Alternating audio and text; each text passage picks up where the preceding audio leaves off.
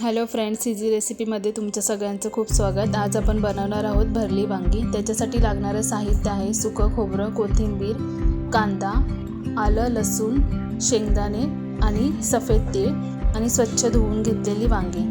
आता आपण सगळ्यात पहिल्यांदा सुकं खोबरं आणि शेंगदाणे व्यवस्थित परतून घेणार आहोत। त्याच्यासाठी आपण कढईत तेल घालायचं आणि त्याच्यामध्ये आपण खोबरं पूर्ण ब्राऊन होईपर्यंत परतून घ्यायचं। खोबरं व्यवस्थित ब्राऊन झालं की त्याच्यानंतर आपल्याला शेंगदाणे टाकून शेंगदाणे व्यवस्थित परतून घ्यायचे आहेत।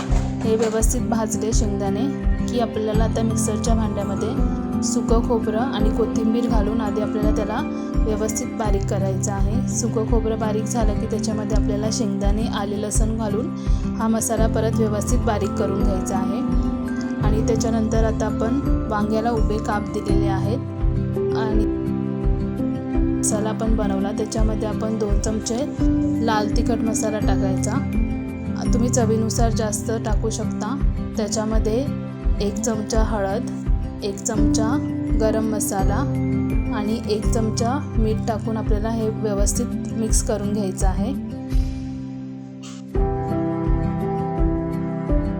मिक्स झाल्यानंतर आपण जे वांग्याला उभे काप दिले होते त्याच्यामध्ये हा मसाला आपण व्यवस्थित भरून घ्यायचा आहे। आता आपण सगळ्या वांग्यामध्ये हा मसाला व्यवस्थित भरून घेणार आहोत।